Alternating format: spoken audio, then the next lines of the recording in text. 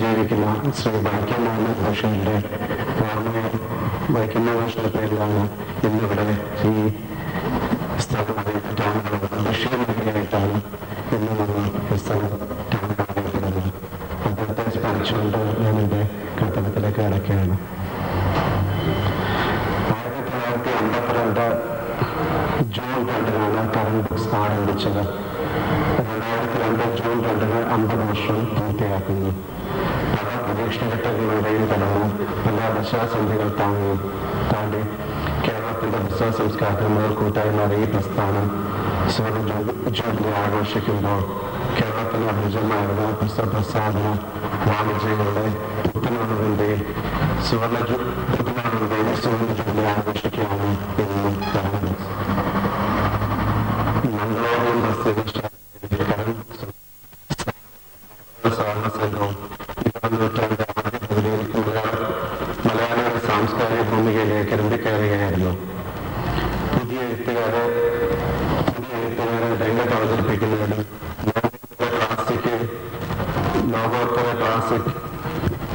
ക്ലാസിക്കുകളുടെ പല പ്രസ്ഥാനത്തിലും ഒരേപോലെ ശ്രദ്ധിച്ചു വെച്ച ഈ പ്രസ്ഥാനങ്ങളാണ് ഇന്ന് നമ്മുടെ പുസ്തക പ്രസ്ഥാന വാണിജ്യത്തിന് ശക്തമായ അടിത്തറ പാകിയത്. കറന്റ് ബുക്സ് 1925 വർഷത്തിലെത്തുമ്പോഴാണ് നാഷണൽ ബുക്ക് സ്റ്റോറിന്റെയും DC ബുക്സിന്റെയും സ്ഥാപനം സാഹിത്യ പ്രവർത്തക സേവന സംഘത്തിന്റെ കേരള ഗ്രന്ഥശാല സംഘത്തിന്റെയും സ്ഥാപനമായ യശസ്വരനായ എൻ്റെ പിതാവ് ശ്രീ DC കിഴക്കേമുറി ഈ സ്ഥാപനം ഏറ്റെടുക്കുന്നത്. ഏതാണ്ട് നിഷ്ക്രിയമായിരുന്ന പ്രവർത്തനത്തിലായിരുന്ന കറന്റ് ബുക്സിനെ ഇന്നത്തെ രീതിയിലേക്ക് പോഷിപ്പിച്ച് വലുതാക്കിയതിൽ അദ്ദേഹത്തിന്റെ ദീർഘദർശിത്വവും അധ്വാനവും മുഖ്യ പങ്ക് വഹിച്ചിട്ടുണ്ട്. ഇന്ന് കേരളത്തിലെ ഏറ്റവും വലിയ പ്രസിദ്ധീകരണ വിൽപ്പനശാലയായ കറന്റ് ബുക്സ് അടങ്ങുന്ന DC ഗ്രൂപ്പ് ഇന്ന് 30 ശാഖകളും 55 ഏജൻസികളും കേരളത്തിലുടനീളമുണ്ട്. ഇന്ന് കേരളത്തിലെ പുസ്തക പ്രസാധന വിൽപ്പനയുടെ 80% DC ബുക്സ് കറന്റ് ബുക്സ് വിൽപ്പനശാലകൾ കൂടിയാണ്. സുവർണ്ണ ജൂബിലി വർഷത്തിൽ ഉദ്ഘാടനത്തോടനുബന്ധിച്ച് 8 പുതിയ നോവലുകൾ പ്രസാദനവും പുതിയ എഴുത്തുകാരെ കണ്ടെത്താൻ വേണ്ടിയുള്ള നോവൽ മത്സരവും ഇത് കൂടാതെ 8 പുതിയ കഥാകൃത്തുക്കളുടെ ഗ്രന്ഥങ്ങളും ജൂബിലിയുടെ ഭാഗമായി കറന്റ് ബുക്സ് പുറത്തിറക്കുന്നുണ്ട്. പോലെയുള്ള സംഭരണ പദ്ധതികളോടും നിരന്തരമായി സഹകരിച്ചു വരുന്ന കേരളത്തിലെ വായനക്കാരുടെ സമൂഹമാണ് ഇന്ന് ഈ ആഘോഷങ്ങൾക്കും ഞങ്ങളുടെ ഉയർച്ചയ്ക്കും വളർച്ചയ്ക്കും ഒക്കെ പിന്നിലുള്ള ഉത്തേജക ശക്തി എന്ന് നിങ്ങൾക്കറിയാം. നന്ദി പ്രകാശിപ്പിച്ച് ഊഷ്മളവും സാധനമായ അഭിനയത്തെ വാണിജ്യവൽക്കരിക്കുന്നില്ല. അവരോടുള്ള കടപ്പാട് നിർവാച്യം രേഖപ്പെടുത്തുന്നു. എഴുത്തുകാരുടെ ഒരു വലിയ നിര തന്നെ എന്നും ഞങ്ങളോടൊപ്പം നിന്നിട്ടുണ്ട്.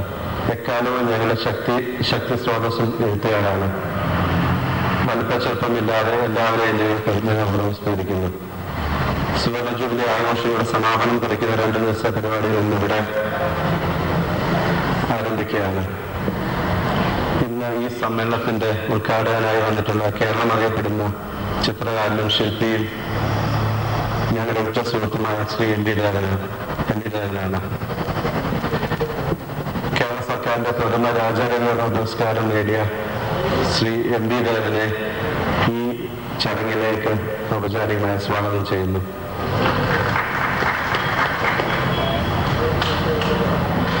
കറന്റ് ബുക്സിന്റെ തുടക്കം മുതലേ കറന്റ് ബുക്സിനോടൊപ്പം നിന്ന് ഞങ്ങളുടെ സുഹൃത്തു കൂടിയ ശ്രീ C രാധാകൃഷ്ണനാണ് ഇന്ന് ഈ ചടങ്ങിന്റെ അധ്യക്ഷൻ.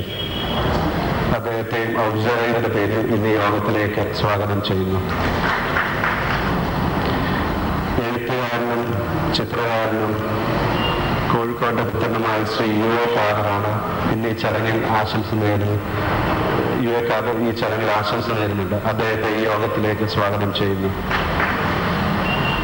കേരള സാഹിത്യ അക്കാദമി വൈസ് പ്രസിഡന്റും ഞങ്ങളുടെ സുഹൃത്തുമായ UK കുമാരൻ ഇന്ന് ഈ ചടങ്ങിന് വേണ്ടി എത്തിച്ചേർന്നുണ്ട്. അദ്ദേഹത്തെ യോഗത്തിലേക്ക് സ്വാഗതം ചെയ്യുന്നു.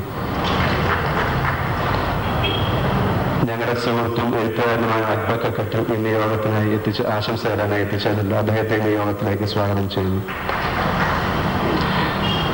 ഗ്രന്ഥകർത്താവും സുഹൃത്ത് കൂടിയായ KP രാമനുണ്ണിയും ഈ യോഗത്തിന് ആശ്വാസം തരുന്നതിനായി ഇന്നിവിടെ എത്തിച്ചേർന്നുണ്ട്. അദ്ദേഹത്തെ ഈ യോഗത്തിലേക്ക് സ്വാഗതം ചെയ്യുന്നു. ഇന്ന് ഈ ചടങ്ങിനായി എത്തിച്ചേർന്നുള്ള ഓരോ വ്യക്തിക്കും ഞാൻ കറണ്ട് ബുക്സിന്റെ പേരിൽ നിങ്ങളെല്ലാവരും സ്വാഗതം ചെയ്തു. ഒരിക്കൽ കൂടി നന്ദി, നമസ്കാരം. പ്രശസ്ത ചിത്രകാരൻ, ശില്പി, സാഹിത്യകാരൻ എന്നീ നിലകളിൽ മലയാള സാഹിത്യ സാംസ്കാരിക മണ്ഡലങ്ങളിൽ നിറഞ്ഞു നിൽക്കുന്ന ശ്രീ NV ദേവനാണ് ഈ സമ്മേളനം ഉദ്ഘാടനം ചെയ്യുന്നത്. ഉദ്ഘാടന കർമ്മം നിർവഹിക്കുന്നതിനായി അദ്ദേഹത്തെ ആദരപൂർവ്വം ക്ഷണിച്ചുകൊള്ളുന്നു.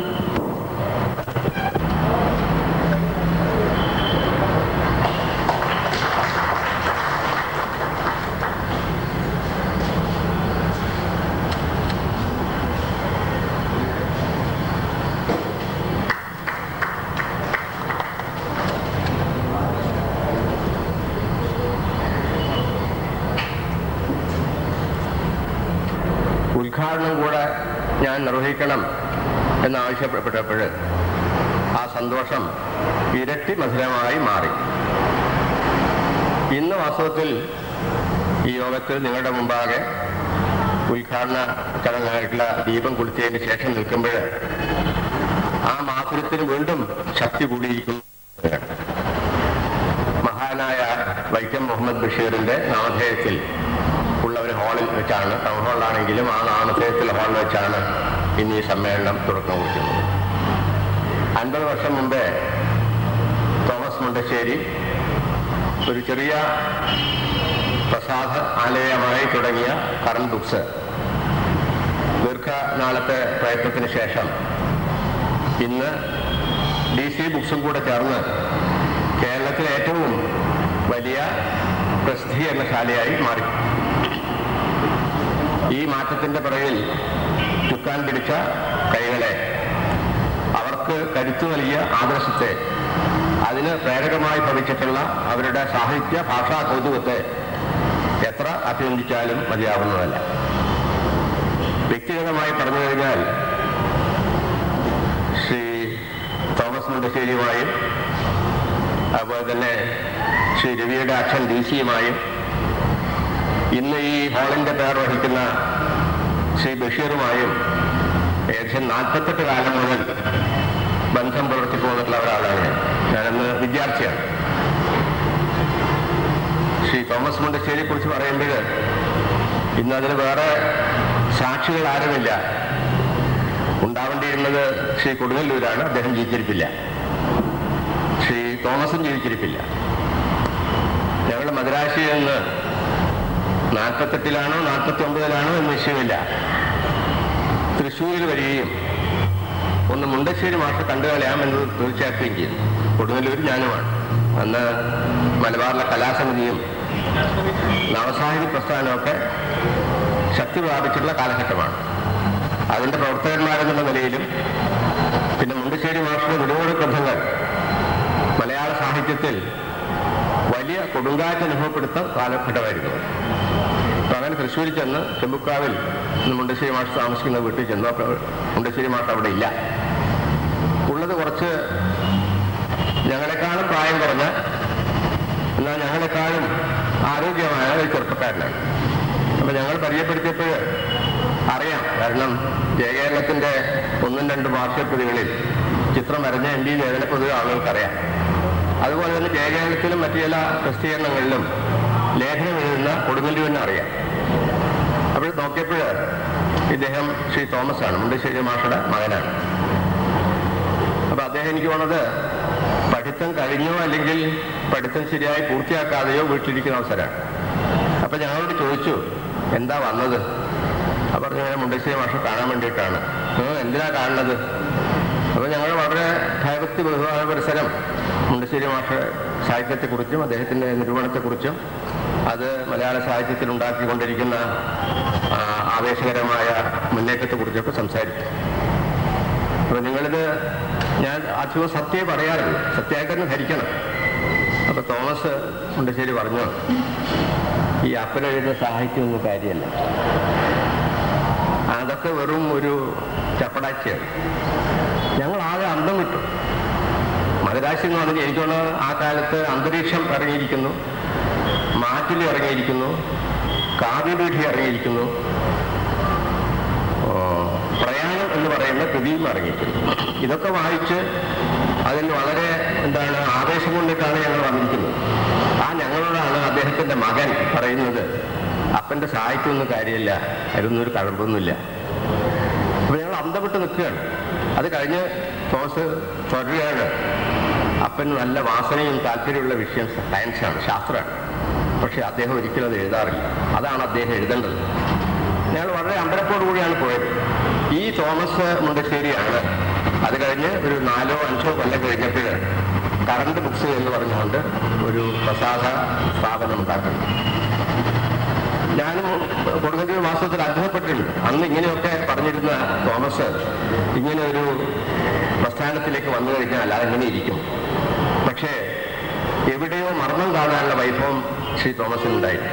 മലയാള സാഹിത്യത്തിലെ ഉയർന്നു വരുന്നവരും പിന്നീട് ലക്ഷ്യപ്രാപ്തിയിലെത്തുന്നവരുമായ, അംഗീകരിക്കപ്പെട്ടവരും അംഗീകാരം അർഹിക്കുന്നവരുമായ പുതിയ വാഗ്ദാനങ്ങളുമായ എഴുത്തുകാരെ കണ്ടുപിടിക്കുകയും അവരെ കൃതികൾ പ്രസിദ്ധീകരിക്കുകയും അങ്ങനൊരു 3-4 വർഷം കൊണ്ട് തന്നെ മലയാളത്തിലെ പ്രസിദ്ധീകരണശാലകളിൽ ഏറ്റവും പ്രധാനപ്പെട്ട ഒന്നാണ് കറണ്ട് ബുക്സ് എന്ന് സ്ഥാപിച്ചെടുക്കുകയും ചെയ്തു. അതിനു മുമ്പേയുള്ള മംഗളോദയത്തിൻ്റെയും സാഹിത്യ പ്രവർത്തക സഹകരണ സംഘത്തിൻ്റെയും ബാക്കി വേറെ പ്രസിദ്ധീകരണശാലകളുണ്ട്. പക്ഷെ അവയൊക്കെ കവച്ചു വെച്ചുകൊണ്ടോ അല്ലെങ്കിൽ അവർക്ക് തുല്യമായിക്കൊണ്ടോ മലയാള സാഹിത്യ രംഗത്ത് ഇതാ പുതിയ പുസ്തകങ്ങളുടെ, പുതിയ എഴുത്തുകാരുടെ രംഗവേദി താൻ തയ്യാറാക്കിയിരിക്കുന്നു എന്ന് ശ്രീ തോമസിന് സ്ഥാപിക്കാൻ സാധിച്ചു. ഈ വൈഭവം അദ്ദേഹത്തിൻ്റെ കഴിവിൻ്റെ ഭാഗമായിരുന്നു. അദ്ദേഹത്തിൻ്റെ ഒരു തരം സൂക്ഷ്മമായ കാഴ്ചയുടെ ഭാഗമായിരുന്നു. അത് ശ്രീ തോമസിനുണ്ടായിരുന്നു. അത് തുടർന്ന ശേഷം 70കളിലായപ്പോഴാണെന്നുണ്ട് അദ്ദേഹത്തിൻ്റെ ശ്രദ്ധ പുസ്തക പ്രസാധനത്തിൽ നിന്നും പുസ്തക വ്യാപാരത്തിൽ നിന്നും പതുക്കെ മാറി ചില പാത്ര കച്ചവടമോ പിന്നെ ഹോട്ടൽ ബിസിനസ്സോ ഒക്കെ ആയിട്ട് മാറി. അപ്പോഴും ഞാൻ കേരളത്തിലില്ല, മദ്രാശിയിലാണ്. പക്ഷെ ആ വഴിക്കും അദ്ദേഹം കുറേയൊക്കെ മുന്നോട്ട് പോയി എന്നാണ് മനസ്സിലാക്കുന്നത്. ആ അവസരത്തിലാണ് കറണ്ട് ബുക്സ്, അതിൻ്റെ വിൽപ്പന, അതിൻ്റെ പ്രസാധക സ്വഭാവം ഇതൊക്കെ മന്ദഗതിയിലായപ്പോഴാണ് ശ്രീ DC കിഴക്കേമുറി ഇതിൻ്റെ ഭാരം ചുമക്കുകയും അത് ഒരു 2 പേരും ചേർന്നുകൊണ്ടുള്ള സംഗതിയായി കൊണ്ടു നടക്കുകയും ചെയ്തു. അങ്ങനെ അത് വാസ്തവത്തിൽ ഇന്ന് 50 വർഷം തികയുന്ന ഒരു മാതൃകാ സ്ഥാപനമായി തീർന്നിരിക്കുന്നു. ശ്രീ രവി പറഞ്ഞതുപോലെ മലയാള ഭാഷാരംഗത്ത്, സാഹിത്യരംഗത്ത് പ്രവർത്തിക്കുന്ന ആർക്കെങ്കിലും ഈ പ്രസാധകാലയത്തെയോ അവർ പ്രസിദ്ധീകരിച്ചുള്ള ഗ്രന്ഥങ്ങളെയോ അവരുടെ വിൽപ്പന സമ്പ്രദായത്തെയോ കവച്ചു കടക്കാൻ സാധിച്ചിട്ടില്ല എന്നതാണ് സത്യം. ഏതായാലും ഈ തരത്തിൽ ഒരു പ്രകാശമാനമായ രംഗം ഒരുക്കാൻ ശ്രീ തോമസിന് സാധിച്ചു എന്നുള്ളതും അദ്ദേഹത്തിൻ്റെ താല്പര്യം അതിൽ നിന്ന് മാറിയപ്പോൾ അത് തൻ്റെ ചുമലിൽ ഏറ്റെടുത്ത് ശ്രീ DC വളരെയധികം ശ്രദ്ധാപൂർവമായി വളർത്തി ഇന്ന് കേരളത്തിലെ ഏറ്റവും പുഷ്കലമായ ഒരു സാഹിത്യ പ്രസാധനശാലയാക്കി തീർത്തിരിക്കുന്നു എന്നുള്ളത് നമുക്കെല്ലാവർക്കും സന്തോഷകരമായ കാര്യമാണ്. എഴുത്തും വായനയും ഒക്കെ പിന്നാക്കം വെക്കുകയാണോ എന്ന് പല ആളുകൾക്കും സംശയം ഉദിക്കുന്നൊരു കാലഘട്ടമാണ്. ഇപ്പോൾ കൂടുതൽ ചർച്ച നടക്കുന്നത് സിനിമാ രംഗത്താണ്. സിനിമ മരിക്കുകയാണോ, TV വന്നുകൊണ്ട് സിനിമയുടെ യുഗം തീരുമോ, തിയേറ്ററുകൾ അടച്ചുപൂട്ടേണ്ടി വരുമോ, ഇങ്ങനെയൊക്കെയുള്ള ചിന്ത നടക്കുന്നത് പോലെ തന്നെ നമ്മുടെ പ്രസാധന പ്രസ്ഥാനം, പുസ്തക പ്രകാശന കല, പുസ്തക വായനശീലം എന്ത് സംഭവിക്കും എന്നുള്ളതിനെ പറ്റി ആളുകൾക്ക് സംശയങ്ങൾ ഉദിക്കുന്ന ഒരു ഘട്ടമാണ്. എനിക്കതിനെക്കുറിച്ച് വലിയ സംശയമൊന്നുമില്ല. പുസ്തക വായന മരിക്കില്ല, പുസ്തകം മരിക്കില്ല. അത് അക്ഷരമാണ്, അക്ഷരം ക്ഷരമില്ലാത്തതാണ്, നാശമില്ലാത്തതാണ്. മനുഷ്യ മനസ്സും മനുഷ്യ മനസാക്ഷിയും മനുഷ്യ ജീവിതവും നിലനിൽക്കുന്ന കാലത്തോളം പുസ്തകവും അക്ഷരവിദ്യയും നിലനിൽക്കും എന്ന് തന്നെയാണ് വിശ്വസിക്കുന്നത്.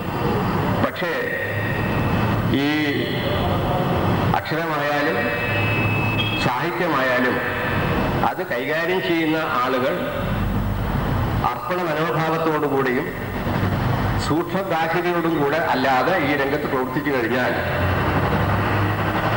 അക്ഷരത്തോട് ആളുകൾക്ക് താല്പര്യം കുറയും, വായനാശീലം പിൻവാങ്ങും എന്ന് ഭയപ്പെടുന്ന ഒരാളാണ് ഞാൻ. പ്രത്യേകം ആരുടെയും പേര് എടുത്തു പറയാൻ ആഗ്രഹിക്കുന്നില്ല.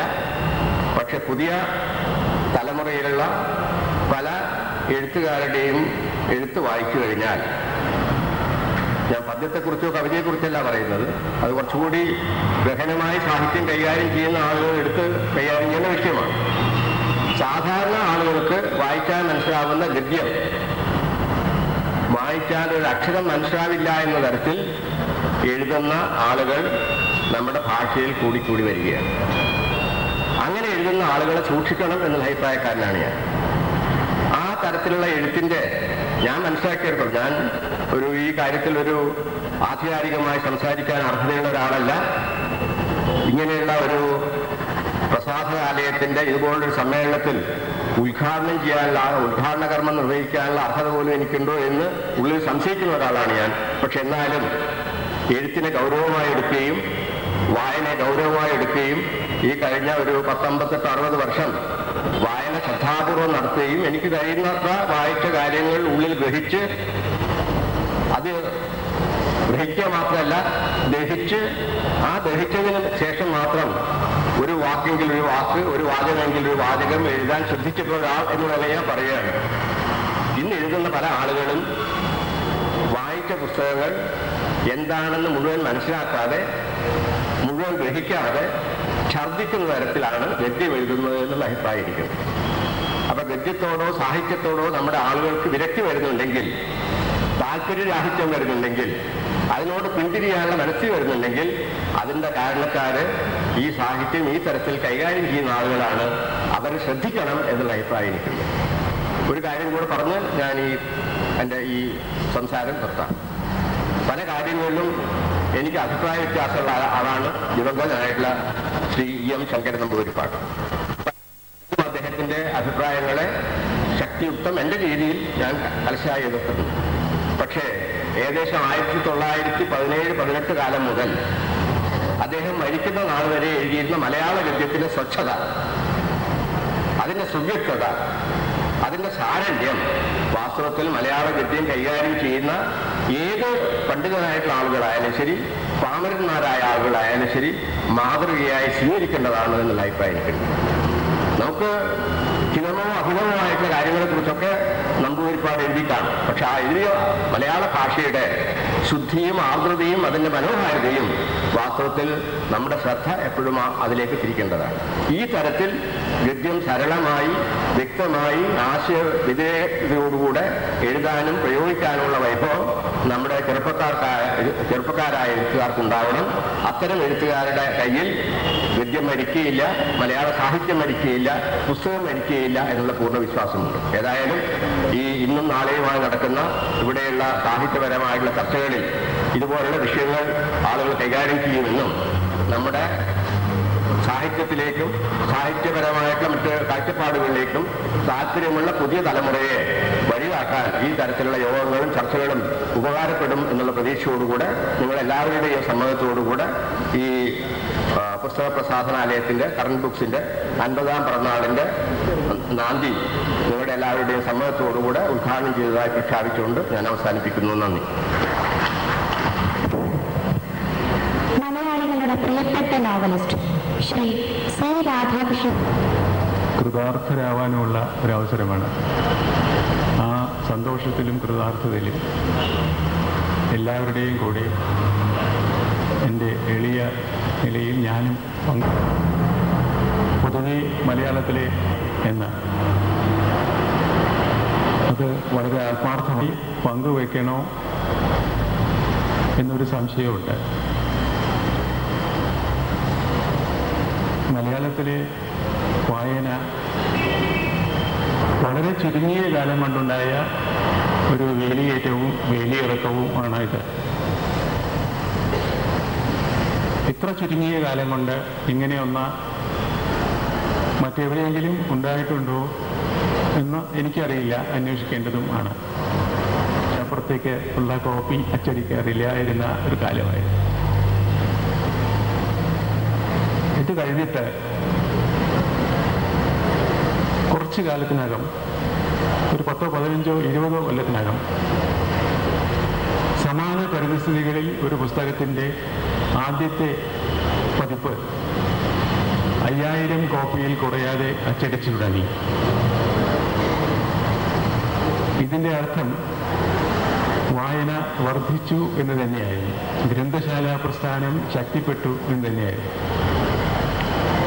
വായിക്കേണ്ടതാണ്, വായിക്കുന്നത് നല്ലതാണ്, വായിക്കാൻ ആഗ്രഹമുണ്ട് എന്ന പൊതുധാരണ നിലവിൽ വന്നു എന്നതിൻ്റെ തെളിവ് തന്നെയാണ് ഇത്.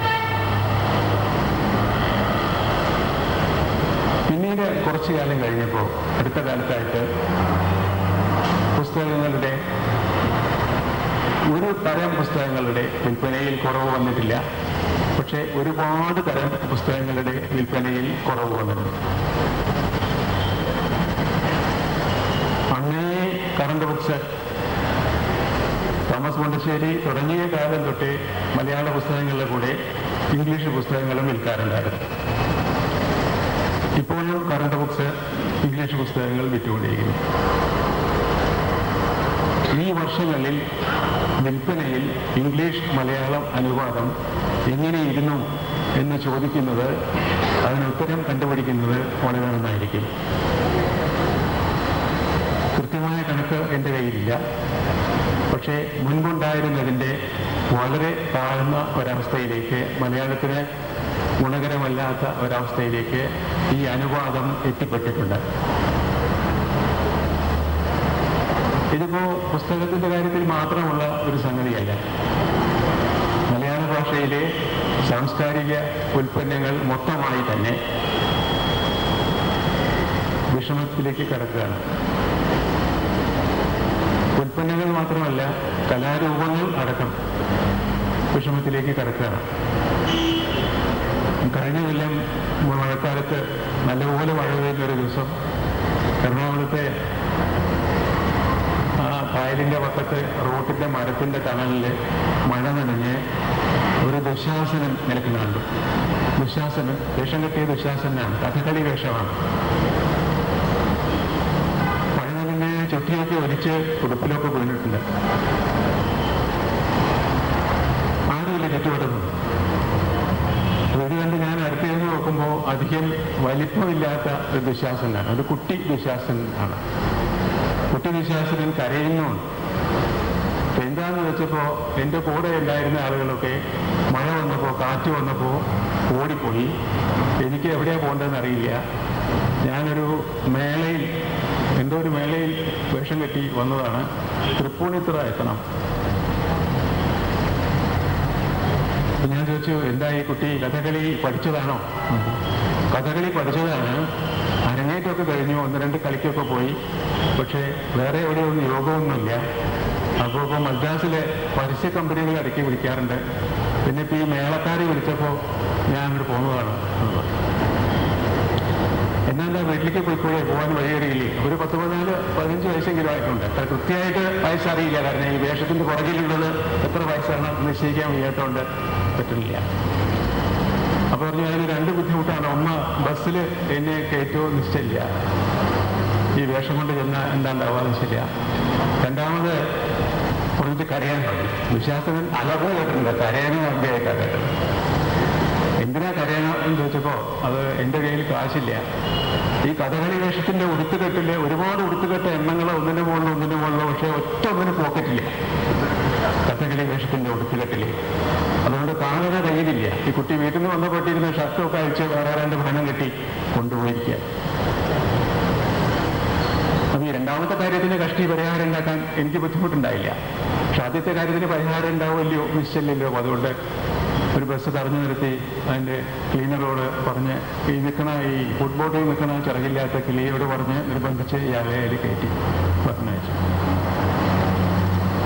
ഇത് വേറെന്തെങ്കിലും ഒരു നാട്ടിലെ സാംസ്കാരിക കലാരംഗത്ത് ഒരു ആൾക്ക് ഈ കാലത്ത് സംഭവിക്കുന്നതാണോ എന്നെനിക്ക് നിശ്ചയമില്ല. എൻ്റെ അറിവിൽ എന്തായാലും ഇല്ല. ഇവിടെ നാളെ ഇത് ഇനി സംഭവിക്കുമോ എന്ന് ചോദിച്ചാൽ തീർച്ചയായും സംഭവിക്കും എന്നാണ് എൻ്റെ മനസ്സ് പറയുന്നത്. അതിനെക്കുറിച്ച് വേണമെങ്കിൽ നമുക്കൊക്കെ ഉറങ്ങാൻ കിടക്കുമ്പോൾ ഒന്ന് ആലോചിക്കാം എന്ന് തോന്നുന്നു. ഇതുപോലെ ഞരളത്തിൻ്റെ സോപാനത്തിൻ്റെ CD കിട്ടുമോ എന്നന്വേഷിച്ച് ഞാൻ കുറേ നടക്കുന്നുണ്ടായി. ഇതായ ഏറെ കാലം സൂക്ഷിച്ചു വയ്ക്കാം, ശബ്ദം കുറച്ചും കൂടി വ്യക്തമായിട്ട് കേൾക്കാം. മാത്രമല്ല കുറേ കൂടി നേരം പാട്ട് കേൾക്കാനുള്ള ഉപാധി ഒരു സാധനത്തിനകത്ത് ഉണ്ട് എന്നുള്ളതുകൊണ്ട് കുറച്ചുകൂടി സൗകര്യമുണ്ട്. ഒരുപാട് ഈ കസറ്റ് കടകളിൽ അന്വേഷണം നടന്നു, എവിടെയില്ല. അങ്ങനെ ഈ കോഴിക്കോട്ടുള്ള ഒരു കടയിലെത്തിയപ്പോൾ അദ്ദേഹം ഒരു പഴയ സുഹൃത്തിൻ്റെ മകനാണ്. അദ്ദേഹം പറഞ്ഞു, ഇത് അന്വേഷിച്ച് നടക്കണ്ട, ഇതുണ്ടാവില്ല. എന്താ അങ്ങനെ ചോദിച്ചപ്പോൾ, ഒരു CD ഉണ്ടാക്കണമെങ്കിൽ അതൊരു ഗോൾഡ് മാസ്റ്റർ ഉണ്ടാക്കണം എന്നറിയാലോ, അതൊരുപാട് ലക്ഷക്കണക്കിന് ഉറുപ്പിക ചെലവുള്ളതാണ്. അങ്ങനെ ഉണ്ടാക്കിയിട്ട് കേരളത്തിൻ്റെ ഒരു CD സോപാനം ഉണ്ടാക്കിയാൽ പലരും 10-100 കോപ്പിയൊക്കെ വിറ്റ് പോകുന്നല്ലാണ്ട് ഒരു 75,000 കോപ്പിയെങ്കിലും വിൽക്കാതെ ഈ CD ഉണ്ടാക്കിയാൽ നഷ്ടമാവും. അതുകൊണ്ട് ആരും അത് ചെയ്യില്ല എന്ന് പറഞ്ഞു. അതേസമയത്ത് ഏക് ദോ തീൻ എന്നുള്ള പാട്ടിൻ്റെ CD ഒക്കെ ഇഷ്ടംപോലെ കിട്ടാൻ, അത് ഇംഗ്ലീഷിലും മലയാളത്തിലും ഹിന്ദിയിലും ഒക്കെയുള്ള പാട്ടുകൾ ഈ ട്യൂണിലുള്ളതൊക്കെ ധാരാളമായിട്ട് കിട്ടാനുണ്ട്. വേറെ ആൽബങ്ങൾ ഇഷ്ടംപോലെ ഉണ്ട്. എന്താണ് അർത്ഥം എന്ന് മനസ്സിലാവാത്ത പാട്ടുകളുടെയൊക്കെ ആൽബങ്ങളൊക്കെ ഉണ്ട്, പക്ഷേ ഇതില്ല. അപ്പം ഞാൻ പോയി ഇങ്ങനെ ആലോചിച്ചു, എന്താ ഇപ്പം ഇതിങ്ങനെ കേരളത്തിൻ്റെ CD ഇല്ല, മറ്റേ ഒരാളുടെ വേറൊന്നുമില്ല, പുസ്തകമാണെങ്കിൽ ഇങ്ങനെ. അപ്പോൾ എനിക്ക് മനസ്സിലായ കാര്യം, ഈ മലയാളം പോലെ കുറച്ച് പേര് സംസാരിക്കുന്ന ഭാഷകളിലെ സാംസ്കാരിക ഉൽപ്പന്നങ്ങൾ, പുസ്തകം അടക്കം കാലം കൊണ്ട് അന്യം നിന്ന് പോകും എന്നാണ്. കാരണം കമ്പോളത്തിൻ്റെ തോത്, അതിനാസ്പദമായ സാങ്കേതിക വിദ്യ, ഇത് രണ്ടും പൊരുത്തപ്പെടാതെ പോവുകയാണ്. പുസ്തകത്തിൻ്റെ കാര്യത്തിലും ഈ പ്രയാസമുണ്ട്.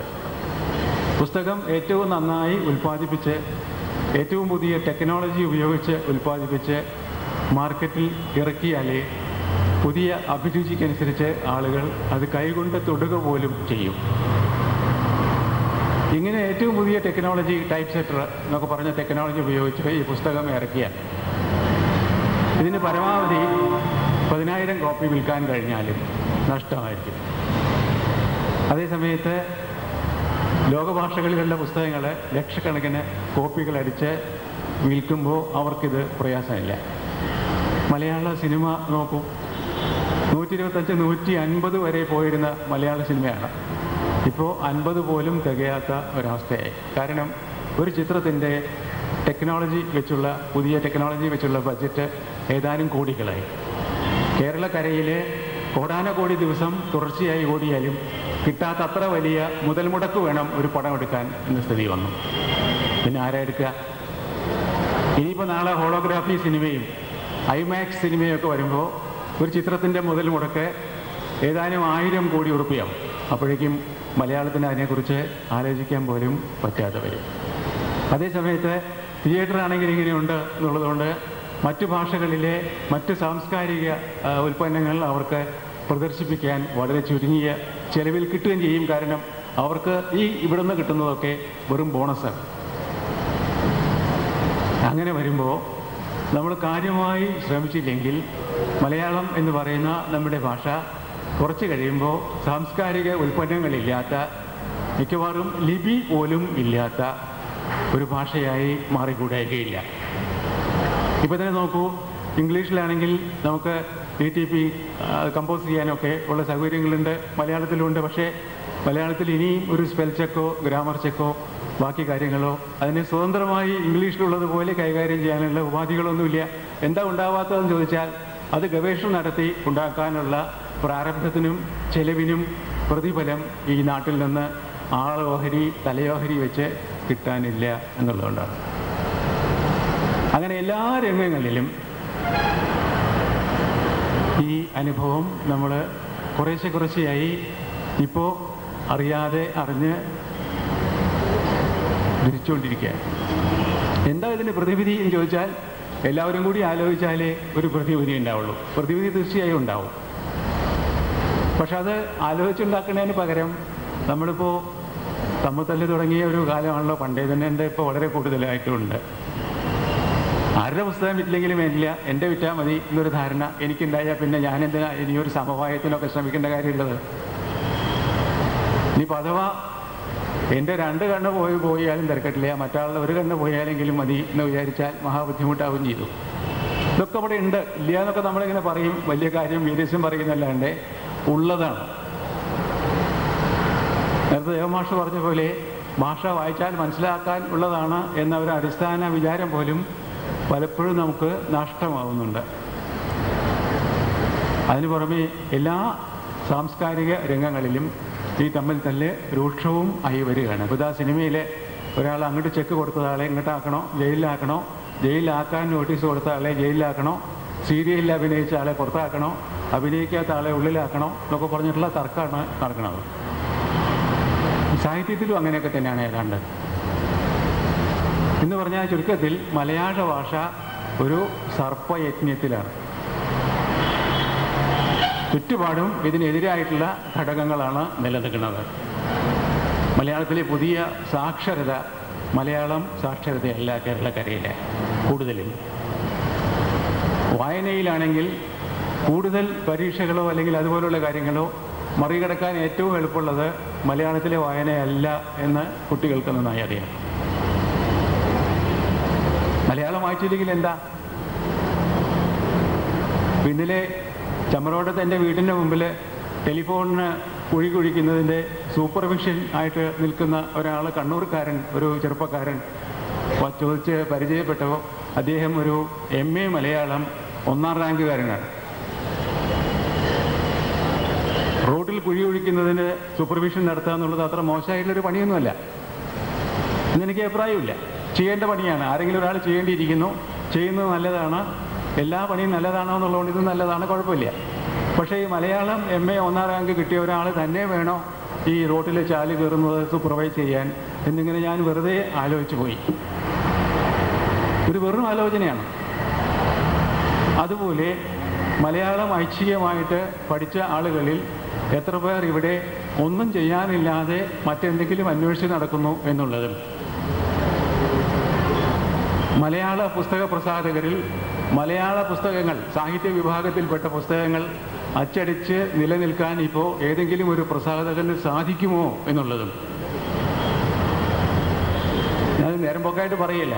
മലയാളത്തിലെ ഡിക്ഷണറികൾ, മലയാളത്തിലെ വിജ്ഞാന ഗ്രന്ഥങ്ങൾ എന്ന് പറഞ്ഞാൽ വിവര സാങ്കേതിക വിദ്യയിലെ പുസ്തകങ്ങൾ, അതുപോലെ ആരോഗ്യ വൈദ്യശാസ്ത്ര ഗ്രന്ഥങ്ങൾ, അതുപോലെയുള്ള മറ്റു സാധനങ്ങളൊക്കെ കഴിഞ്ഞ് സാഹിത്യം എന്ന വിഭാഗത്തിൽപ്പെട്ട പുസ്തകങ്ങൾ അച്ചടിച്ച് വിതരണം ചെയ്ത് നിലനിന്ന് പോവാൻ മലയാളത്തിലെ ഏതെങ്കിലും ഒരു പ്രസാധകന് സാധിക്കുമോ എന്ന കാര്യം ചിന്തിക്കേണ്ട ഒരു വേദിയാണ് ഇത് എന്നെനിക്ക് തോന്നുന്നു. സാധിക്കുന്നില്ലെങ്കിൽ എന്തുകൊണ്ട് സാധിക്കുന്നില്ല? ഞാൻ പറഞ്ഞല്ലോ, 500 കോപ്പിയിൽ നിന്ന് 5000-ഉം 10,000-ഉമായി വർദ്ധിച്ച ഒരവസരത്തിൽ പോലും മലയാള പത്രങ്ങളുടെയൊക്കെ പണ്ടത്തെ വായനക്കാരുടെ എണ്ണം നോക്കിയാൽ ഇപ്പോഴത്തെ എണ്ണം നോക്കിയാൽ വായന മരിക്കുന്നു, കുറയുന്നു എന്ന് പറയുന്നത് എത്രമാത്രം അർത്ഥശൂന്യമാണ് എന്ന് നമുക്ക് മനസ്സിലാവും. ഇങ്ങനെ ഒരു പരിതസ്ഥിതിയിൽ പോലും മലയാള ഭാഷയിലെ സാഹിത്യ ഗ്രന്ഥങ്ങൾ മാത്രം പ്രസിദ്ധീകരിച്ചുകൊണ്ട് നിലനിൽക്കുന്ന ഒരു പ്രസാധക സ്ഥാപനം കേരളത്തിൽ സാധ്യമാണോ എന്ന് ചിന്തിക്കേണ്ട അവസ്ഥ ഉണ്ടായിരിക്കുകയാണ്. ഇതിനു പുറമേ ഇനിയിപ്പോൾ ആഗോള വ്യാപകമായിട്ടൊക്കെ പറയുകയാണെങ്കിൽ, ഞാനൊക്കെ പറയണമെന്നാണല്ലോ വച്ചിരിക്കുന്നത്, ഇഷ്ടമില്ല, വലിയ വലിയ പുസ്തക പ്രസാധക സ്ഥാപനങ്ങൾ കൂട്ടിക്കൊണ്ടിരിക്കുകയാണ്. ഇപ്പോൾ ജോൺ മുറേ കമ്പനി എന്ന് പറയുന്ന ബ്രിട്ടനിലെ പുസ്തക പ്രസാധക സ്ഥാപനം 1758 മുതൽ നിലനിൽക്കുന്ന ഒരു സ്ഥാപനമായിരുന്നു. ഈ മെയ് 10-ാം തീയതി അത് അടച്ചുപൂട്ടി. വളരെ പ്രശസ്തങ്ങളായ നിരവധി പുസ്തകങ്ങൾ പ്രസിദ്ധീകരിച്ച ഒരു സ്ഥാപനമാണ്. അടച്ചുപൂട്ടാൻ അതിൻ്റെ ഇപ്പോഴത്തെ ഉടമസ്ഥൻ ഒരു മുറേ അദ്ദേഹം പറഞ്ഞ കാരണം, അവിഹിതമായ മാർഗങ്ങളിൽ പുസ്തകങ്ങൾ അച്ചടിച്ച് വിതരണം ചെയ്ത് ജോൺ മുറേ കമ്പനിക്ക് നിലനിൽക്കാൻ ആഗ്രഹമില്ല എന്നാണ്. എന്താണ് ഈ അവിഹിത മാർഗങ്ങൾ എന്ന് ചോദിച്ചാൽ, അവിഹിത മാർഗങ്ങൾ എന്ന് പറയുമ്പോൾ, ഒന്ന്, അച്ചടിച്ച് പുറത്തിറക്കാൻ കൊള്ളരുതാത്തത് എന്ന അദ്ദേഹത്തിൻ്റെ സന്മാർഗ അല്ലെങ്കിൽ സാഹിത്യബോധം അദ്ദേഹത്തെ ഉപദേശിക്കുന്ന കൃതികൾ അച്ചടിക്കേണ്ടി വരിക. 2, അത് വിൽക്കുന്നതിന് സാഹിത്യ ബാഹ്യങ്ങളായ പ്രേരക ശക്തികളും സമ്മർദ്ദങ്ങളും ആകർഷണങ്ങളും ഉപയോഗിക്കേണ്ടി വരിക. ഇത് രണ്ടും സാധ്യമല്ല, രണ്ടും മര്യാദയല്ല, സമൂഹത്തോട് ചെയ്യുന്ന നീതിയല്ല, ഞങ്ങളുടെ പാരമ്പര്യത്തിന് നിരക്കുന്നതല്ല എന്നുള്ളത് കൊണ്ട് ഞാൻ ഈ സ്ഥാപനം അടച്ചുപൂട്ടുകയാണ്. മലയാളത്തിൽ തന്നെ പല എഴുത്തുകാരും പറയണ കേൾക്കാം, നമ്മൾ മാർക്കറ്റിങ്ങിനെ കുറിച്ച് ചിന്തിക്കണം. എന്തിനാണാവോ എഴുത്തുകാരൻ മാർക്കറ്റിങ്ങിനെ കുറിച്ച് ചിന്തിക്കണം? നെല്ലുണ്ടാക്കുന്ന കൃഷിക്കാരൻ എന്തിനാണാവോ അതിൻ്റെ വിൽപ്പനയെക്കുറിച്ച്, അരിയുടെ വിൽപ്പനയെക്കുറിച്ച് ആലോചിക്കേണ്ട കാര്യം? എഴുത്തുകാരൻ തൻ്റെ പുസ്തകങ്ങൾ ജനങ്ങളുടെ അടുത്ത് എത്തിക്കുക എന്നുള്ള ഒരു ക്രിയയിൽ പങ്കാളിയാവേണ്ടത് തീർച്ചയായിട്ടും ആവശ്യമാണ്. അത് യാതൊരു കുറവുമില്ല എന്ന് മാത്രമല്ല അത് കർത്തവ്യം കൂടിയാണ്. മഹാകവി വള്ളത്തോൾ എൻ്റെ നാട്ടിൽ അദ്ദേഹം പണം മുടക്കി അടിച്ചിട്ടുള്ള പുസ്തകം വിതരണം ചെയ്യാനായിട്ട് 2-3 കോപ്പിയൊക്കെ തൂക്കി വരുന്ന കാലത്ത് എൻ്റെ അച്ഛൻ ചെറിയ കുട്ടിയായ എന്നെ അദ്ദേഹത്തിന് വഴി കാണിക്കാനായിട്ട് നാട്ടിലെ വീടുകളിലൊക്കെ വഴി കാണിക്കാനായിട്ട് കൂടെ അയക്കാറുണ്ടായിരുന്നു. ഞാനിപ്പോഴും ഓർക്കാണ്. എന്തൊരു അഭിമാനമായിരുന്നു മഹാകവിയുടെ മുഖത്ത്. യാതൊരു നാണക്കെട്ട് എഴുതുന്നുണ്ടായിരുന്നു. എന്ന് മാത്രമല്ല അദ്ദേഹത്തിന് വേണ്ടി ചെവി കേൾക്കില്ല എന്നൊരു അനുഗ്രഹം ഉണ്ടായിരുന്നുകൊണ്ട് ആരെന്ത് പറഞ്ഞാലും കുഴപ്പമൊന്നുമില്ല. ഓ അങ്ങനെയാവാം എന്നേ പറയുള്ളൂ. ഈ പുസ്തകം ഒന്നിനും കൊള്ളില്ല എന്ന് പറഞ്ഞാൽ ഓ ഓ ഓ ഓ കുഴപ്പമില്ല. പക്ഷേ ഈ ചെവി കേൾക്കാം എന്നുള്ള അനുഗ്രഹം ഉണ്ടെങ്കിൽ പോലും പുസ്തകത്തെക്കുറിച്ച് ആരെന്ത് പറഞ്ഞാലും ഓ ഓ എന്ന് പറയാനുള്ള തന്മനസ്സ് എഴുത്തുകാരന് കാണിക്കേണ്ടതാണെന്നാണ് എൻ്റെ പക്ഷം. എന്തായാലും വായിക്കുന്ന ആളുകളുടെ അടുത്തേക്ക് പുസ്തകത്തെ എത്തിക്കുന്ന ഒരു ചുമതല അതിൽ എഴുത്തുകാരൻ്റെ കൂടെ പങ്കുണ്ട് എന്നുള്ളത് ശരി. പക്ഷേ എഴുത്തുകാരൻ സാധാരണഗതിയിൽ ഉപയോഗിക്കാൻ പാടില്ലാത്ത മാർഗങ്ങൾ ഉപയോഗിച്ച് ഈ പുസ്തകം വിൽക്കാൻ ശ്രമിക്കുമ്പോൾ അത് പുസ്തകത്തെ കൊല്ലുന്നതിന് തുല്യമാണ്. നാളെ ഇന്ന്, അല്ലെങ്കിൽ ഇന്നല്ലെങ്കിൽ നാളെ സാഹിത്യവാക്യങ്ങളായ തർക്കങ്ങൾ ഉണ്ടാക്കുക, സാഹിത്യവാക്യങ്ങളായ ആകർഷണങ്ങൾ ഉണ്ടാക്കുക, എന്നിട്ട് അതിൻ്റെ പേരിൽ തൻ്റെ ഒരു ആൾരൂപത്തിന് ഒരു തരം താരപ്പൊലിമ ഉണ്ടാക്കുക, അതിൻ്റെ പുറത്ത് ഈ സാധനം വിൽക്കുക, ഏതാണ്ട് ഒരു സോപ്പോ ചീപ്പോ പൗഡറോ ഒക്കെ പോലെ എന്നുള്ള അവസ്ഥ വന്നു കഴിഞ്ഞാൽ വിൽക്കുന്ന സാധനത്തിനല്ല, അതിൻ്റെ പേരിനാണ് അല്ലെങ്കിൽ ആൾവിലയാണ് പ്രധാനം, കല്ലുവിലയല്ല എന്ന് വരും. ആൾവില കല്ലുവില എന്നുള്ളത് നേരെ. പക്ഷേ കല്ലിന് വിലയില്ലെങ്കിൽ ആളിന് എത്ര വിലയുണ്ടായാലും കല്ല് വിലയില്ലാത്ത തന്നെയായി തീരുകയാണ് ചെയ്യുക.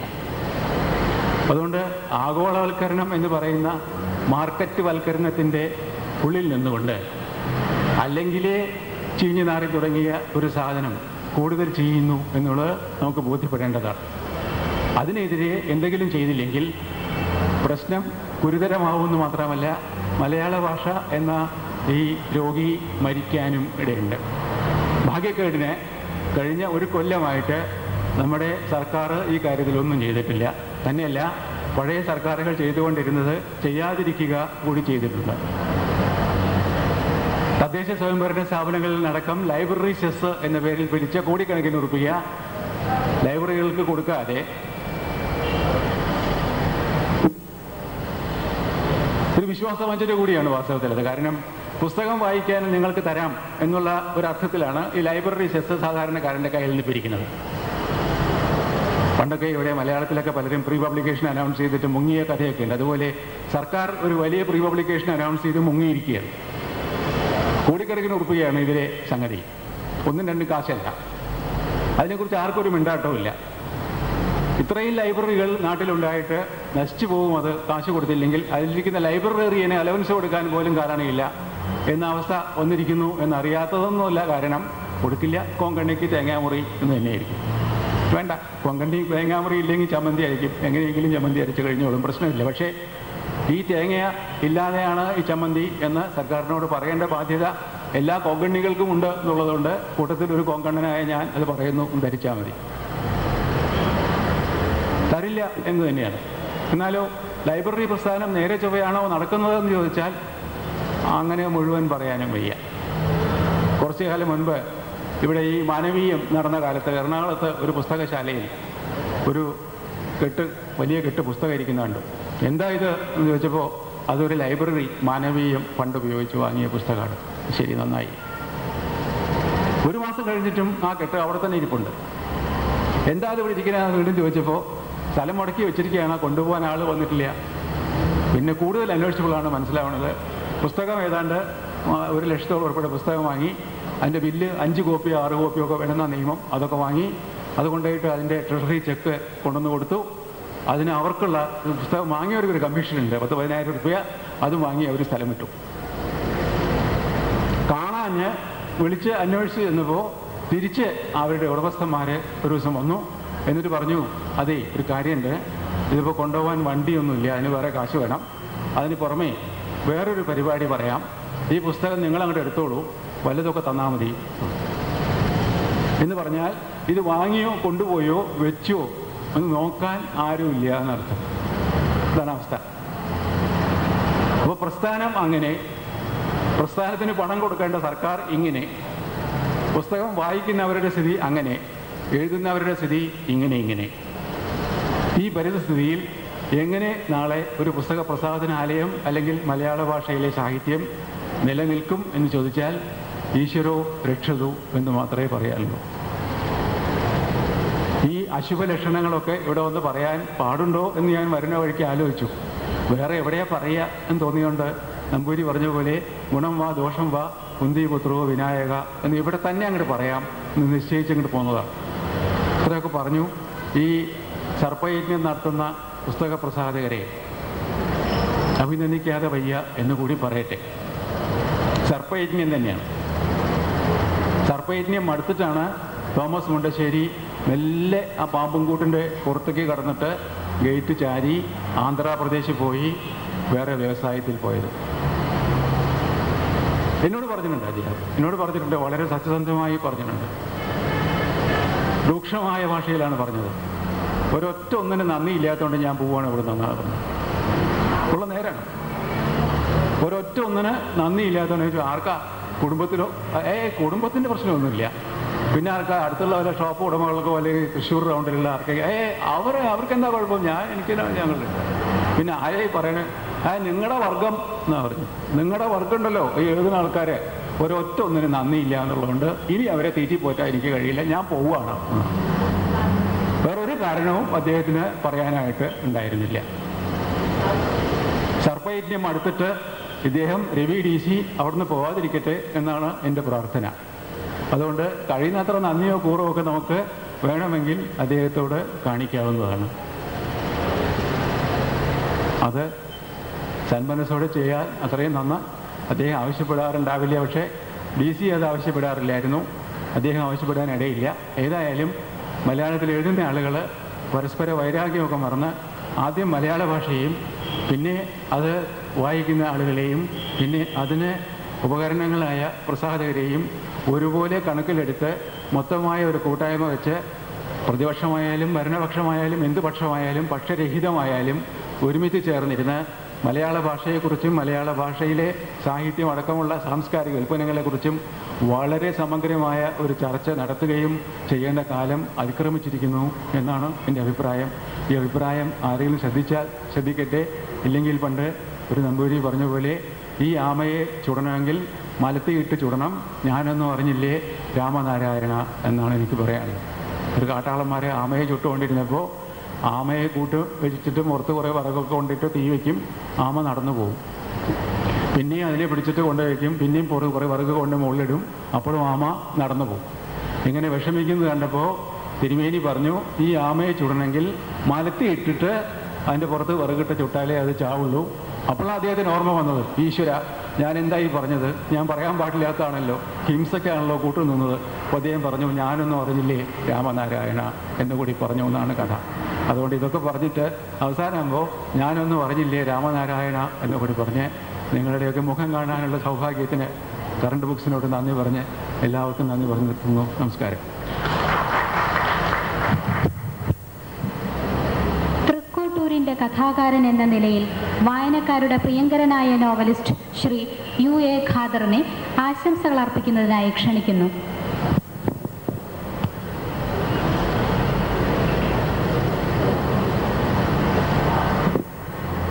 പ്രിയപ്പെട്ട അധ്യക്ഷൻ രാധാകൃഷ്ണൻ, ബഹുമാന്യനായ ദേവൻ മാഷ്, UK കുമാരൻ, അക്ബർ, രാമനുണ്ണി, പ്രിയപ്പെട്ട സദസ്യരെ നമസ്കാരം.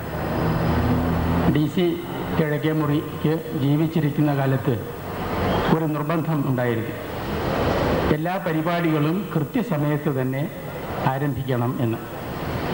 വളരെ കൃത്യസമയത്ത് തന്നെ വൈകുന്നേരം 4 മണിയുടെ സെഷൻ ആരംഭിക്കുകയും ചെയ്തു. ഞങ്ങൾക്ക് എഴുതി തന്ന ചിട്ടപ്രകാരം ഞാൻ 5 മിനിറ്റാണ് സംസാരിക്കേണ്ടത്. അങ്ങനെ ഞങ്ങൾ 4 പേർ 5 മിനിറ്റ് വീതം സംസാരിക്കുമ്പോൾ 20 മിനിറ്റ് അങ്ങനെ പോവും. ഇപ്പോൾ സമയം 5 മിനിറ്റേ ഉള്ളൂ. 5 മണിക്ക് പരിപാടി, രണ്ടാമത്തെ പരിപാടി തുടങ്ങണം എന്ന് നിർബന്ധം മറ്റാരേക്കാളും ഉള്ളത് ദിവംഗതനായ DC കിഴക്കേ മുറിക്കാണ്. അദ്ദേഹത്തെ ഓർമ്മിച്ചുകൊണ്ട് ഏതാനും വാക്കുകൾ മാത്രം 1-2 മിനിറ്റ് ഒതുക്കി നിങ്ങളോട് പറയുവാൻ ഞാൻ ആഗ്രഹിക്കുന്നു. എൻ്റെയൊക്കെ എഴുത്തിൻ്റെ തുടക്കകാലത്ത് തൃശ്ശൂരിൽ കരണ്ട് തോമ എന്ന ഒരാൾ ജീവിച്ചിരിക്കുകയും എന്നെപ്പോലുള്ള തുടക്കക്കാരായ കഥാകൃത്തുക്കളെ കണ്ടുപിടിച്ച് ഞങ്ങളോട് പുസ്തകത്തിൻ്റെ മാറ്റർ തരുവാൻ ആവശ്യപ്പെടുകയും ചെയ്തു. ഈ കാലത്ത് കോട്ടയത്ത് NDS അതിൻ്റെ പറക്കുന്ന ദശയിലായിരുന്നു. ആ ദശയിൽ അന്ന് NDSനെ നിയന്ത്രിച്ചിരുന്നതും നയിച്ചിരുന്നതും DC കിഴക്കേമുറിയായിരുന്നു. എന്നെപ്പോലുള്ള എഴുതാൻ ആഗ്രഹിക്കുന്ന ചെറുപ്പക്കാർക്ക് NDSലൂടെ ഒരു പുസ്തകം വന്നാൽ അത് ജന്മസായുജ്യമാണ് എന്ന് കരുതുന്ന കാലം. ആ കാലത്ത് ഒരു ഭാഗത്ത് DC കിഴക്കേമുറിയും മറുഭാഗത്ത് കരണ്ട് തോമയും ഉണ്ടായിരുന്നതുകൊണ്ട് എഴുത്തുകാരായ ഞങ്ങളെപ്പോലുള്ള ചെറുപ്പക്കാർക്ക് അക്കാലത്ത് എഴുതുവാൻ ആവേശവും ഉണ്ടായിരുന്നു. തൃശ്ശൂരിൽ ചെന്നാൽ തോമസിൻ്റെ സൽക്കാരം സ്വീകരിക്കാം, മറ്റ് പുസ്തകം പ്രസിദ്ധീകരിക്കുന്നതിനുള്ള ഒത്താശകൾ സ്വീകരിക്കാം, എല്ലാം സ്വീകരിക്കാം. കോട്ടയത്ത് ചെന്നാൽ DC കിഴക്കേമുറിയുടെ ഉപദേശങ്ങൾ സ്വീകരിക്കാം, പുസ്തകം നോക്കട്ടെ എന്ന് പറഞ്ഞ് അദ്ദേഹം വാങ്ങിവെക്കുകയും ചെയ്യും, പുസ്തകം പ്രസിദ്ധീകരിക്കുകയും ചെയ്യും. ഈ ഒരു അവസ്ഥ അന്നത്തെ എഴുത്തുകാരായ ഞങ്ങൾക്കുണ്ടായിരുന്നു. ഈ അവസ്ഥയിൽ നിന്ന് ഇന്നത്തെ സ്ഥിതി എന്താണ്? കോട്ടയത്ത് DC ബുക്സും കറണ്ട് ബുക്സും അല്ലാതെ മറ്റൊരു അഭയകേന്ദ്രം എഴുത്തുകാർക്ക് ഇല്ലാതായി തീർന്നിരിക്കുന്നു. കേരളത്തിലെ പൊതുവായ എല്ലാ രംഗത്തുമുള്ള എഴുത്തുകാരുടെ മൊത്തം സ്ഥിതിയാണിത്. പിന്നെ ഒരു ആശ്വാസമുള്ളത് ഇടക്കും തലക്കും കോഴിക്കോടും അതുപോലുള്ള മറ്റു സ്ഥലങ്ങളിലും ഉള്ള ചെറിയ പ്രസിദ്ധീകരണ സ്ഥാപനങ്ങളുടെ ഉടമസ്ഥന്മാരാണ്. ഈ ഒരു അവസ്ഥയിൽ ഇതുപോലുള്ള പ്രസിദ്ധീകരണ സംഘം നിലനിൽക്കട്ടെ എന്ന് ആശംസിക്കുകയും മത്സരിക്കുവാൻ ആളില്ലാത്തതുകൊണ്ട്, മത്സരിക്കുവാൻ വേറെ പ്രസാധകന്മാരില്ലാത്തതുകൊണ്ട് ഇവർ കച്ചവട ബുദ്ധിയ ഞങ്ങളെ ചൂഷണം ചെയ്യാതിരിക്കണമേ എന്ന് പ്രാർത്ഥിക്കുകയും ചെയ്യുക മാത്രമാണ് ഈ അവസരത്തിൽ ഞങ്ങൾക്ക്, എന്നെ പോലുള്ള ആളുകൾക്ക് ചെയ്യുവാനുള്ളത്. കാരണം ഞങ്ങൾക്ക് എഴുതുവാനുള്ള പുസ്തകത്തിൻ്റെ മാറ്റർ എന്ന് കൊടുത്താൽ അച്ചടിച്ച് പ്രസിദ്ധപ്പെടുത്തുവാൻ കറണ്ട് ബുക്സോ DC ബുക്സോ രണ്ടും കൂടിയ സ്ഥാപനവും മാത്രമേ ഉള്ളൂ. മറ്റൊരു സ്ഥാപനം ചത്തതിനൊക്കുമേ ജീവിച്ചിരിക്കലും എന്ന മട്ടിൽ അന്നന്ന് ദിവസങ്ങൾ എണ്ണിക്കൊണ്ടിരിക്കുന്ന ഒരു അവസ്ഥയുമാണ്. ഈ ദിവസത്തിൽ, ഈ ഒരു ഘട്ടത്തിൽ DC കിഴക്കേമുറിയുടെ DC ബുക്സും അവർ നയിക്കുന്ന കറണ്ട് ബുക്സും ഉത്തരോത്തരം അവരുടെ കച്ചവടവും വർദ്ധിക്കട്ടെ, പുസ്തക വിൽപ്പനയും വർദ്ധിക്കട്ടെ, എഴുത്തുകാർക്ക് ഇനിയും നല്ല ദശാസന്ധികൾ ഉണ്ടാകട്ടെ എന്ന് മാത്രം ആശംസിക്കുവാനേ എനിക്ക് സാധിക്കുകയുള്ളൂ. നിറമനസ്സോടുകൂടി DC ബുക്സിനും കറണ്ട് ബുക്സിനും എല്ലാ ഭാവങ്ങളും നേരുന്നു. നിങ്ങൾക്ക് നന്ദി. ഇനി പ്രശസ്ത കഥാകൃത്തും പത്രപ്രവർത്തകനും സാഹിത്യ അക്കാദമി വൈസ് പ്രസിഡന്റുമായ ശ്രീ UK കുമാരൻ, അദ്ദേഹത്തെ ക്ഷണിക്കട്ടെ.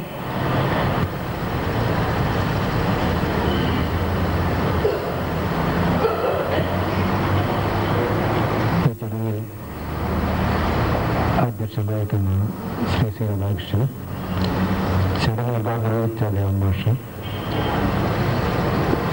ശ്രീ യുവഖാദർ, അക്ബർ, രാമന്, പ്രിയമുള്ളവരെ, ഇവിടെ വായനയെ സംബന്ധിച്ചും പുസ്തക പ്രവേശനത്തൊക്കെ തന്നെ സംസാരിച്ചു കഴിഞ്ഞു. വീണ്ടും ഞാൻ അതിനെ ആവർത്തിക്കുന്നതിൽ അർത്ഥമില്ലാതെ തോന്നുന്നുണ്ട്. തോന്നുകൊണ്ടും സമയം വളരെ കുറഞ്ഞതായതുകൊണ്ടും സാധാരണമായ ചില സംഭവങ്ങൾ മുൻനിർത്തി എൻ്റെ ചില ചിന്തകൾ നിങ്ങളുടെ മുന്നിലേക്കുകയാണ്. പ്രത്യേകിച്ച് സാംസ്കാരിക സാഹസങ്ങളുണ്ട് അത്തരം ചിന്തയ്ക്ക് പ്രസക്തിയാണെന്ന് തോന്നുകയാണ്. മാത്രമല്ല, ഈ സംഘം നടക്കുന്നത് മഹാനായ എഴുത്തുകാരായ ബഷീർ മദരിയിലാണ്. നേരത്തെ സ്വാഗത പ്രസംഗത്തിൽ ശ്രീകാന്തി ബഷീർ സ്വാമിയെ കുറിച്ചെടുത്ത് പറയുകയുണ്ടായി. എന്നെ സംബന്ധിച്ചിടത്തോളം ആരും വിമർശന അധീനമാണെന്ന് വിശ്വസിക്കുന്നില്ല. പ്രത്യേകിച്ച് പൊതുരംഗ പ്രവർത്തകന്മാർ വിമർശിക്കപ്പെടും, വിമർശിക്കപ്പെടേണ്ടതാണ്. പക്ഷേ അത്തരം വിമർശിക്കാൻ വിധേയമാകുന്നവർക്ക് ഒരു മറുപടി പറയാനുള്ള അവസരം നമ്മൾ കൊടുക്കേണ്ടതാണ്. അതാണ് യഥാർത്ഥത്തിൽ വിമർശന രീതി.